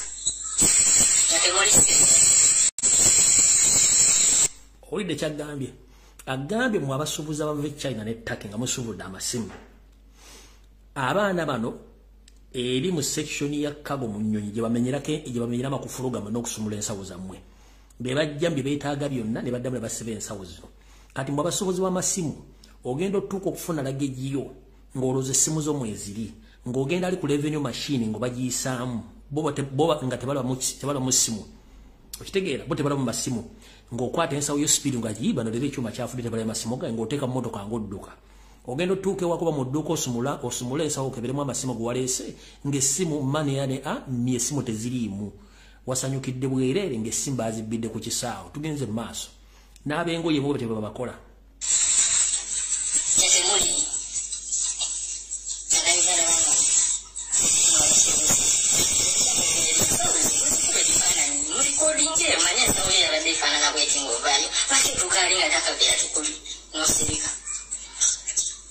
when you go and complain, nothing is your queer. By the accident, no evidence, no case. I said you would the bag, I said you would the program of Bossiland. Whatever sort of Barachi was a man what have you? Baine ngombo ku kisaawe gamba no evidence no case. Ngoma zo fuluma ekisaawe no tuke wono tandika okwerogoza mbu bintu byawe baga no evidence no case oba weddeyo. Weka stop fuluma ekisaawe. Nga to complain bintu byo baga no evidence no case tewali bujulizi tewali musango oba weddeyo mwe basuubuzi bulira really sabana ba mudu government kintu nenandi ate simu okonsesa takuli mwana muganda batononya balika abaganda ate n'abagalina agambanya Banyarwanda tulika abaana abanogana kulika abaana abakonjo Abanyarwanda Banyankole Batoro Bakiga bebalimu bero muganda atobera omusiraamu alabona afuna emirembe tosobola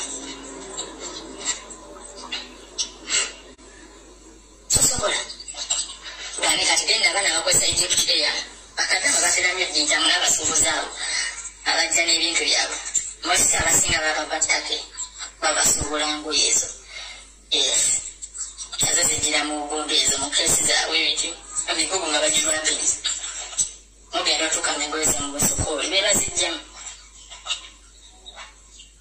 era balina n'engombo nti ettaka ekyeyalanyinza eva mu Europe iriko omulamwa fine singakozesebwa abantu bava mu Europe abasinga yadde nti tetumanyi ba Asia ba Europe waweegwa naye ng'asiira amaanyi omuzungu ye amanyi nti enkola yaweebwa gyekikolamu amanyi gyekikola esimu ngenda girikamu babijja bali abaana n'eggago ze bambala ku maaso ne mugitwala kati bambala obijjamu amasimu gaago jjukira wano mu kuyingira forest owa security akukebera bwera baana bambala overalls oyingira ne mukufuluma alina okukebera just in case nti wayingirwe tulina tulina ofuluma olina tulina abakutte enkubbi wala yawe omwana ayingira beefudde abamukebera okufuluma amasimu ago bagateekamu nga tobambala safety shoes balina bisooka munda n'empale munda bwe bagasonseka n'abalala afuluma bulungi nabi security kamukebera nati nga lunaku olubi nga baagala okufinyisa bakwate bakugobeza abamufunye obutakkaanya olwo bakulinda n'ofuluma nakyo ng'omanyi tulijjo nfuluma nabyo tebankwata sibagaa tukutte nakyo ne bakutwala bagusibira kwa vipo wali nga bakusiba nga bakugobye olwo ekintu tuyita paasi airport security paasi mu Lumbuye paasi eriko amanya eriko kampuni okukola ekirala erina kyetuyita ebifo byolina okuziramu ekisangaza ekifo ekisooka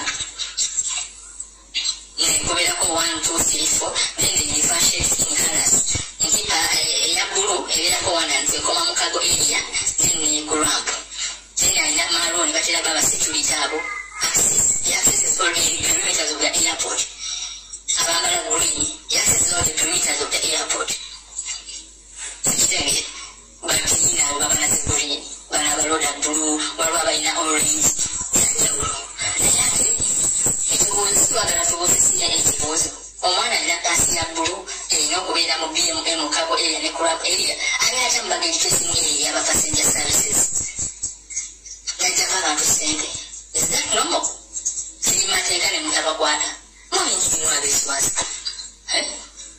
sande abisasasa ajjeko abantu sente pasi eri mukiriza tuukayo era nga obabation security kimukakatako baba musanzeyo kugimujjako namugobesa ku mulimu amusangayo namutemerayo watayidwala kumi kale genda okole ngaasala ngaabitako airport Entebbe international airport Uganda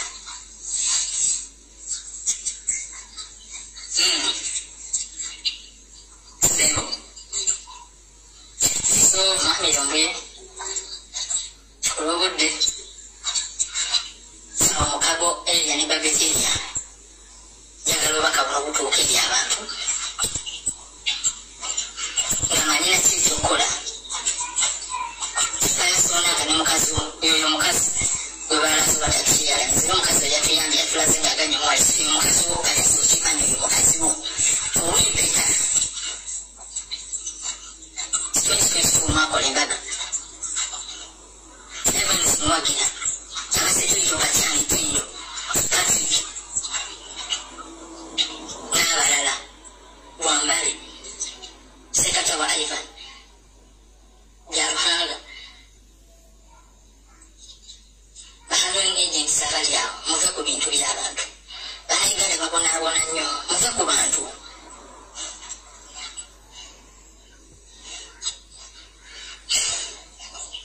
mukubisa abaana batalina misango ku kisaawo mwabalina ebikolobero ne musigala naye nga negogobeseza alina ekyokulya what do you think semukomeko kyemutulala Uganda muzanya dati deals okulungira abaana baawo naddala mu passenger services bebaka ku baana omwana nze Kadama singa passport etekola bweki sigenda kuba boarding pass tugende mu biyigo babebakako bakirina aba A&M executive cleaning services n'abatrends muve mu mizanyo gy'abasajja omanye ennaku yakwa babusindika mutoyi oli n'agenda n'akawa ssente gwambala n'ebidede ya pink n'obusajja empale za bulaka n'obusati bwa pink tulwa Katonda n'ensi yange kati bannange mubadde mu complaininga ku ddoboozi mu byokwerinda mu nsi etali mu mateeka nga Uganda tetusobola kuwa ddoboozi lya muntu nga bwe liri mu full swing oluwulira ng'omuntu nga bw'ayogera no Uganda temuli mateeka it's a failed state omuntu asobola okufuna obuzibu so kati tuddira omuntu ng'oyo bamukyana tutwistingamu katonda mu ddoboozi lye n'olyoka owulira bw'olityo nenga information ena gyakuwadde okuva ku empaka ku Z gwali ku kisaawe Entebbe so badde bacomplaining nga ddoboozi teriri please Uganda teri safe eri bantu abamu information abantu baagala ogigaba naye bagigabe batya era bagiwa ddaani so kyekizibu ekyo nomukitegedde kiri ku kisaawe Entebbe okukabasanya abaana ab'obuwala abafuluma n'abayingira gwe mulimu ogulwo okubba emigugu gy'abantu okugyamu byobugagga byabwe birimu chaini laptop masimu ngatto bizigo perfume bye baana baliwo kati ogwe mulimu oguli ku kisaawe Entebbe kati ndawulidde bano general manager sibe ba MD batambula bagenda ku kisaawe nenga bonna omuzannyo bagumanyi bulungi nnyo ekisinga n'okummazeemu okumalamu amaanyi nti abaana ssente ze bakolera za mungubanyi tosobola kuwa mwana wa muntu nusu 15 pa awo ezitaguladde ekikomande ekiriko eggi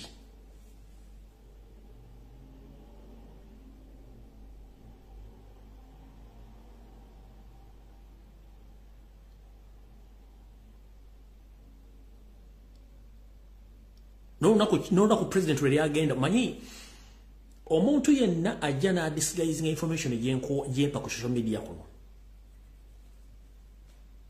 mumuyitiranga kye mwagala mujjukira olunaku navone nga ba president nga agende kata nti bagenda mutera enjaga mu sawo. The fact is ko olunaku lwennyini abaana bakago handling through SFC ne ESO be bali bakikoze mutera mu enjaga mu sawo n'agaana n'abuuka.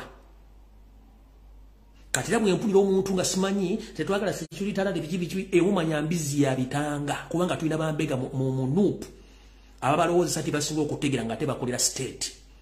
Buli tujja omuntu n'akuwa security alade nga wanchuka kyoko lina agidespise nga manya nti oyombega agigaana kubanga ebyaddala tukiko olunaku president LUJJI kata lwe bali bagenda omuteramu enjaga mu luggage ku kiseera bali bakikoledde. Ekindeese kwa information eno okubba abasuubuzi kususse okutikka abaana enjaga nga tebamanyi kususse naye nga ate eno ttiimu yonna gye ngenda obbateerawo yeekola omulimu guno. Ebiwowoolo n'emitima n'esigo mbiwulidde bifuluma buli lunaku wakati wa bokisi 10 ku 10 ku 2 ku 3 lunaku nga zifuluma zigenda. Ennyonyi kwe zitambulira muzitegedde.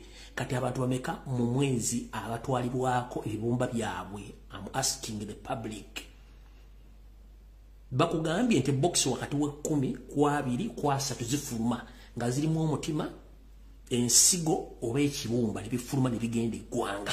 On a daily basis abantu bameka mu Uganda basaddaakibwa okujjamu ebintu ebyo.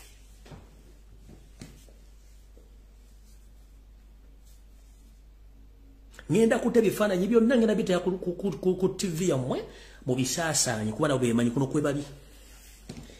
Kandabo simanyi executive director simanyi managing director kisawe Entebbe nga muddamu okubuzaabuza abantu omuzannyo mugumanyi ekisawe mwakitta kijjuddeko babbi. Abasibisiza abaana mu Middle East, abasibisiza abaana mu Asian countries, abasibisiza abaana mu Europe nga mmaze okupokera ensawo zaabwe ne muziteekamu biragalalagala. Muwulira emizannyo egitambula ku kisaawe batikkirako mira gomuwuliro ne bayita kasenge amayirungi on a daily basis. Kutikirwako enjaga both ey'obuwunga n'enjaga ey'ebikoola nga zigendera mu ttani. Lwena bakuba ku Monday bakeera kukola random check up ne bakwata pallet 2 nga zizitowa ttani 6 nga zigenda kulinnya Ethiopia Airline nga n'abakulu tebamanyi sijja kijja mbakulu baba kimanyi bulungi nnyo. So mutegedde abantu abo bonna be bali mu ddiiru eyo bulungi nnyo. Omukyalo lugo babalaga nga ali ku gundi nga ali kuki nga mugamba nti alete ensawo alete awali siti y'omusajja muri siti yono mukyala ne baawe bonna bakola ku kisaawe. So nga teffe we twakulira nga batugamba tebakkiriza baagalana kubeera kuki kubeera mu kampuni y'emu naye bano bakola mu kampuni y'emu bawula department. Oyo mukyala ali mu kiteeteeyi bawasangana emyaka 2 mabega. Omwami oli gwe bayita Pius ono mukyala gwe mwalabe bayita Sophie wa Turkish Airlines bewo bennyini bombi bakola kisaawe kyekimu naye nga si babbi balwadde ndoza mutegedde lubadde boogerako oyo be bantu abali ku kisaawe batigomya abantu. Ndowooza kandabe budde saazigenda kukola 2 kitundu. Simanyi oba nsobola okutaaya amasimu 2 naye kansoke ndabe ki ekyokukola. Na information agenda njibawa wano. Na information agenda njibawa wano ewala endala.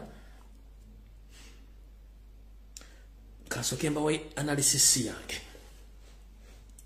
Mumpulirize bulungi nnyo.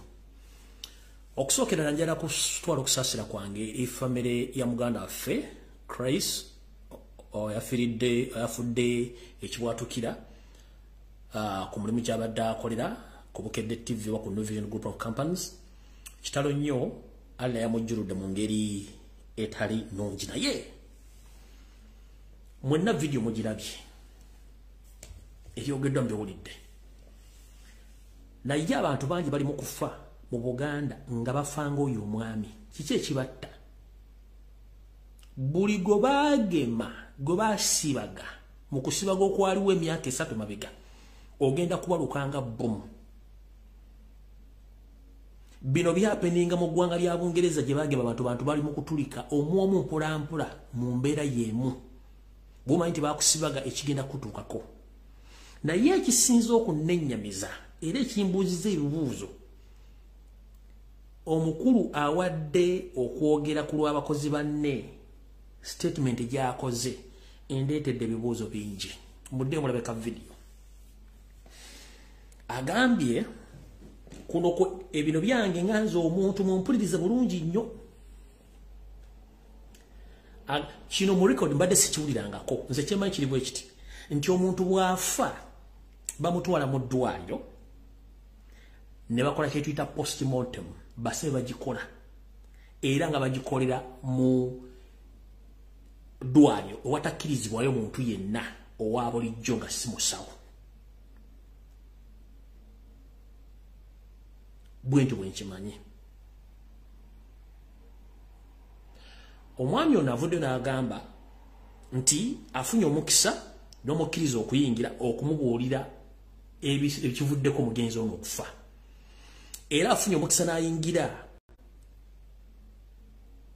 gye bakoleddeko omwami ono ne bamusala ng'alaba ne batandika okukebera buli kitundu kye eky'omunda eky'omubiri nga mulaga nti kino bakiyita bwe bati ne bamugamba twagala kukebera biki ebiviiriddeko omuntu ono okufa mutegeere bwe bamukebera ne basanga ekibumba kiriko amazzi ne bakissa ebbali n'omwana bamugamba katugenda ku mutima nagwo ne bagukebera bamugamba nti omutima gubadde ekitundu ekimu kizimbye ekitundu ekya tekizimbye ngera tekisobola kupika musaayi kuva mu kitundu kirala kudda mu kitundu kirala statement y'omusajja oyo gy'akoze ne bamubuuza amaze ebbanga ki ng'awulira ekintu kino n'agamba tewali batalina kyawulira nti era kyekimuviiriddeko okutulika n'afa naye ebibuuzo byange biibino ekibuuzo ekisooka mu nkola z'amalwaliro gonna tebakkirizaayo muntu yenna kubeera mu ddwaliro nga babaaga okukola kye tuyita postmortem takkirizibwayo gwe maama ofunye otya omukisa okutuukayo gye babagira omuntu ne bakulaga buli party body organ y'omuntu ne bakusomesa within the particular time nga leero oli mu ddwaliro bakusomesa kino kibumba kibaddeko amazzi gaagano ne bakiteeka wali ne basalawo omutima ne bakusomesa nga mukwano gwe yafudde bamukusomesa body organize nti kati ne baddeko ekizibu ekiti wane essaawa eziti mukulu mutubalemu ku magezi omugenzi mukama muwummuze mirembe naye olw'okuba nti bannayuganda temumanyi nti statement gy'okola esobola okukusibisa teriyo ddwaliro lirina ba professional doctors asobola kukkiriza muntu kugenderi gye babaagira omufu ne batandika okukoleka ekyalinga nga bakubuulira ate ne bamala bakugamba nti omulwadde bwe yawulidde obulumi n'asooka n'ayagala adduke kwenyaga era kyamuviiriddeko okufa ne bamugamba nti ate oluvannyuma tugenda kuwa postmortem report ekyaviiriddeko okufa after 2 weeks ate obadde mu ddwaliro bakubuulya biki byaviiriddeko omugenzi okufa bagamba batya nti ate after 2 weeks lwe bagenda okuwa postmortem otugambe badde mu ddwaliro ng'oli eyo gye babaagira omulwadde omufu ne bakulaga nti ekyamuviiriddeko okufa gwadde mutima naye ate njala kubuuza muganda wange teri muntu ava mu bbanga n'amalaga bwatuka bw'atyo no wabeerawo records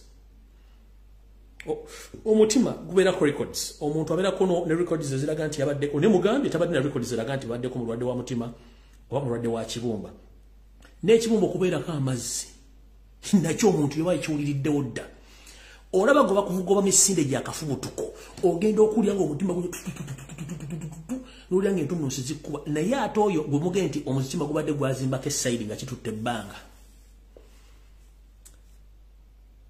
mbakubanga gavumenti eri mu mateeka gwe kya yakoze statement n'okola ku TV obadde musibe n'omusawo oyo waliwo ekitagatta mu nfa ya munnamawulire abadde akola ku Bukedde TV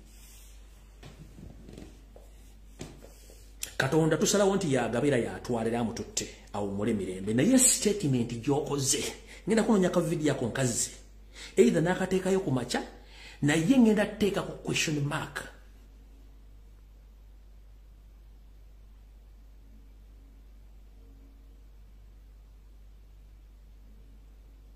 Nenda teka ko question mark ku video eyo ku statement gyokoze. Sirabanga yo duwali lyali ise muntu batandika omusomesa ku mugenzi bwa afudde na biche bimusse. Nenge ebintu ebyo bibera omuntu aberako ne medical records zize oba history. Neta ina medical history agante abane mulwadde wa mutima. Atune ekibumbo okubeera ka amazzi. Mu lunaku lumu omutima ne guzimba ne gusinga ke kitundu ekyesai okimanyi ekitegeeza nkugambye odduka buddusinga embwe ku kanze n'odduka obuyama omutima guli mu bbanga bwe buti naye ate omutima gubadde guzimba gusinga ku gunaagwa akasaidi. Wagwan brother. Chichi statement gyokoze mukulu muli kubukedde muli ku national TV bakukutte bulungi nnyo okola statement infu.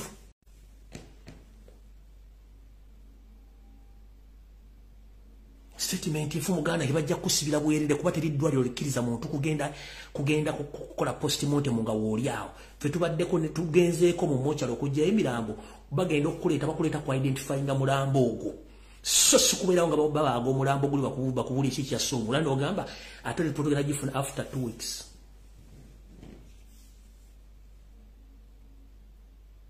Postmortem muganda obaddewo eri mu muddwayo nga bakola buli kimu. Ne bakubulya cause y'omulwadde. Ate onoga postmortem mugenda gifuna after 2 weeks.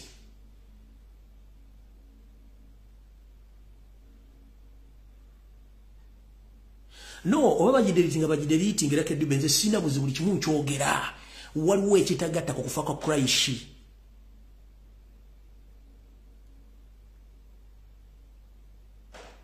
Waliwo ekitagatta ku kufa ya Christ kyo nkibagamba. Abantu banje Kampala bafe bintu bitategerekeka oba bagideliting zina zebbawo information batapaka ku TV. Muddayo ku page ya CBS mulizo omusajja statement yakoze mukozi munne okubukedde TV. Ebigero byayogedde tebikwatagana wano. Tebakkiriza muntu yenna tali musawo kuyingira mu budget gye babagira muntu okujonga okola internship.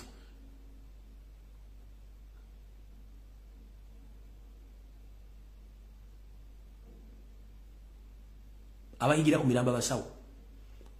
Terika deidei kapale gakkirizibwa.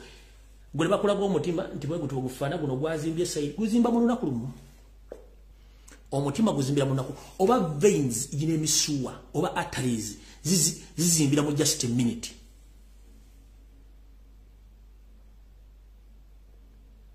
Kalizi mutubale mu magezi.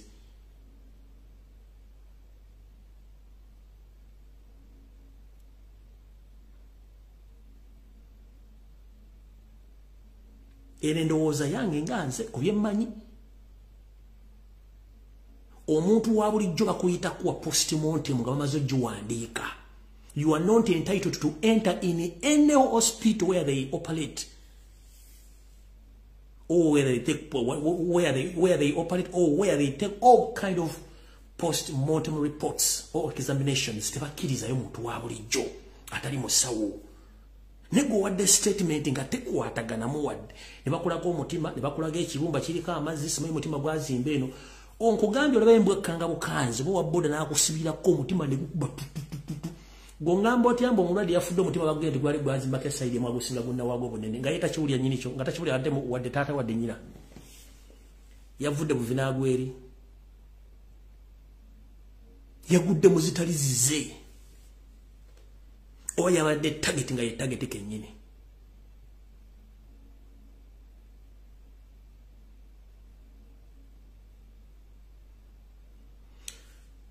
Omukama amuwummuza kisa famire y'omugenzi.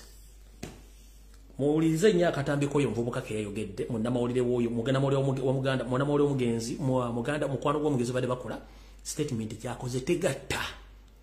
One tebakkiriza muntu yenna wa bulijjo genda gye bakolera postmortem oba gye bakolera gye basalira mufu kujjako samples genda zijjako kyafu kya muntu tekikkirizibwayo. Takkirizibwayo kyekisooka. Ekyokubiri bw'abanga badde namugate mulwadde kyamusse mutima na kibumba ate ripooti ejjate mu wiiki 2.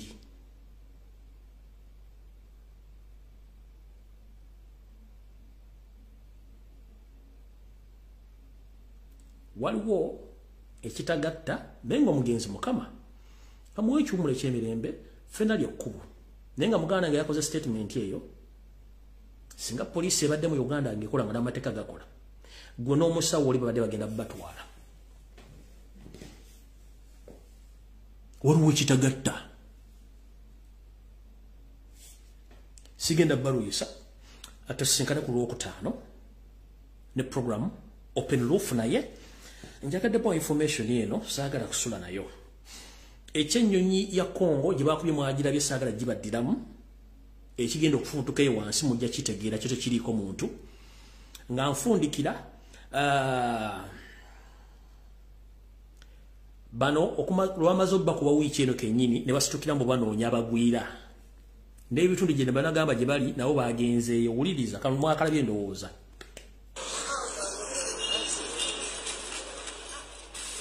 The operation was carried out in areas of Bunga, Kabalagala, Kansanga, and Muyenga. We don't have toilets, water, food, even they accumulate us like a dog, like animals. Among the arrested, 116 are Eritreans, 62 Somalis, 5 Ethiopians, 1 Chinese, 1 Canadian, and an Irish. What happens when one comes and settles in a place, then he will bring in others. So normally they live in certain communities that are organized according to how they came to the country. These have no valid documents, including visas and working permits. Say somebody comes in and is given 30 days at the airport. So when the 30 days expire, such a person is supposed to go back to their country or come to seek for an extension. Now, in those cases, if one fails to go back and also fails to seek for an extension, but continues to live in the country, such a person pays $30 per day, starting from the day of the expiry. It is becoming a norm for foreigners without valid immigration documents to evade the enforcement teams by working at night. Some of them come out to work at night. That's why we did this operation at night. During the daytime, they are sleeping. When it comes to night, then they come out. Some of these were even found on streets. I don't know what business they were doing on the streets, but we got them on streets. Security has launched investigations into a syndicate of suspected human traffickers, since many of these culprits are suspected to be involved in shady businesses.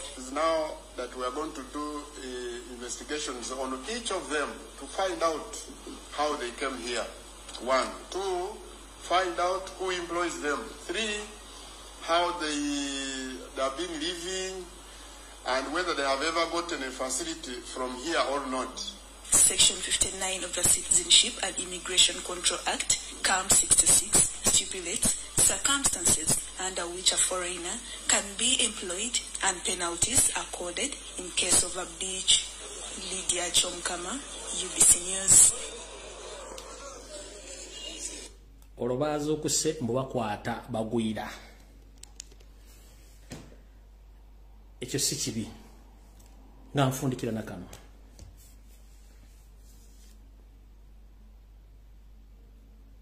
Ebigenda maaso mwose mbiraba. Bulijjo nzijja ku social media kuno naddala kuno ku bwenyi bw'ekitabo. Nenjogera ensonga zino abantu ne mulowooza nti nsaaga. Mbagamba nno ensi etandise okudda ku bikokojjo. Mwalabye sekta eserezo w'eggwanga nga batandise okuteesa ku nsonga z'okuvuga empanka. Okuvuga empanka kuli mu international schools n'amasomero amanene gakaasangwawo. Bannange mbategeeza abazadde bw'oba oyagala omwana wo akule ng'alimu empeke abaana mbazze mu masomero ga bulijjo batandika okusoma nga basoma bava waka. Bw'oba oyagala okuwola omwana wo okuyiga emize gy'okuvuga empanka ekiri mu Uganda temukimanyi mulimu amasomero agali ku international level ng'ezimu ku lessons ze basomesa za kuvuga mpanka. Era omuze gw'okuvuga empanka gutandise okumalawo eggwanga eri abaana ab'obuwala n'abaana ab'obulenzi. Omuze guno eriyo n'abakiina bakyeruppe abajja mu Uganda bakola amasomero nga gazzenga agobwa ebitongole ebitakola nsimbi naye ng'abaana abalimu bonna ebitundu 10 ku buli 10 babasomesa mize gya kuvuga mpanka. Bannange mbategeeza nze nga nze omuntu Katonda ajjalira gwe ngoberera naye ebintu emize gitandise okujja mu nsi okukyusa obutonde nedda Bannayuganda abalina abaana nga basomera mu masomero ag'ebbeeyi mwandibanga mukuuma lubugo nga lubaale mubbe. Bino ebintu byayotuuseeko ne ku ssetteeserezo w'eggwanga. Ku TV eno y'Abangereza bagambye bati bagenda kifuula lunye abaana okubasomesa amasomo g'okuvuga empanka n'okwagala abantu baabwe ab'ekikulu ekimu. Ebungereza bagenda kitongoza naye weebuuze Katonda ali ludda wa? Era bano abatongoza ebintu bino ate si baatuleetera eddiini. Kati njala kubuuza kiki kigenda mu maaso ku nsi ya Katonda kuno? Bw'ogoberera nnyo ebyafaayo by'ensoma ey'okusuza abaana mu bisolo era yatandikibwa mu masomero ga ddiini naye ng'ekigendererwa kyali ku kikusike kubanga bw'otulaba firimu n'entambi ezizannyibwa ebintu bino byava dda nga bitegeke bulungi nnyo nti amasomero agasuzaayo abaana y'ensibuko ya sitaani mwayita okwegazaanya n'okutandika okusomesa abaana emize egy'okuvuga empanka. Ekisinga okunkwasa ennaku bw'otunuulira abantu bonna bali mu mize gino ate bamala ne beekubya emizimu egitali gya famire zaabwe ate ne baagala bafune abaana ab'okukuza. Neebuuza ate omuntu ogamba nti ovuga lupanka ovugira ku lw'ennakawuka. Kiki ekikuyisa ku Entebbe Road Express ayiwe ng'omanyi tebavugirako bo tebaagala kuvugira ku lw'ennakawuka? Wano ne mbagambira nti mujje abaana mu masomero ge muyita ag'ebbeeyi simegayo ku international level ebisomesebwayo bannange ebimu bya setaani. Bwe muba mukyagala abaana bammwe babeere mufune abaana abategeera bagenda obbazzukuliza abaana. Ebintu ebigenda mu maaso mu Uganda ku sipiidi esusse. Bannange, ka vidiyo kano oba nkabazannyire oba nkaleke naye nga mu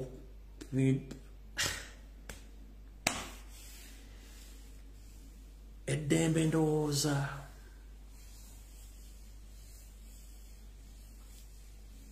buli muntu waddembe okukola kyayagala. Naye gwe alina omwana nkusaba busabi please taasa abaana bo n'abazzukulu bo baleme kugwa mu katego kano kuba bano baddembe okukola kye baagala eri bo kuba tujja tutuuka ekiseera nga tetulina kyakusalawo nga balina okukozesa eddembe lyabwe bo nga baliyita bakozese baagala which is okay. Naye eriyo okusomesa ate okusoma kiba kitegeeza nti osomesa busomesa okugezaako okusaasaana enjiri nkintu kibakola kirungi. Nze kyeŋŋamba nti ekyo nakyo si kituufu omuntu akole kyalina okukola naye sipiidi ekintu kino kukitambulira ndaba mbi nnyo kubanga no video mayi video z'ensi ezisinga obungi naye nga eniya parliament yakyogeddeko ka video ano kalina saagala kazanyo olw'ensonga ebintu bino olumu abantu bano si bangu naye nga kyenjala okubagamba nti ayagala okubeera n'abaana n'abazzukulu njala kugamba nti omwana muteeke mudde aleme kusula mu bisulo kubanga ebisulo bigenda tofuukira ekizibu. Mukama bankowe tusinkane ku Lwokutaano kwe kwosa enkya nyingiridde mu programu yammwe y'okuba amasimu ku Lwokutaano sigenda kwogera kigambo kyonna buli omu agenda kukuba essimu nga bw'ayagala asaasaanye n'okulabisa naye nga ku Lwokutaano nja kwogera kutono nnyo ku Revenue Department Entebbe okuli abantu abeefudde omuze ogw'okubba n'okufera bannayuganda mu misolo gitakwatagana. Kale Mukama bankomye atakumira mpeera mweraba.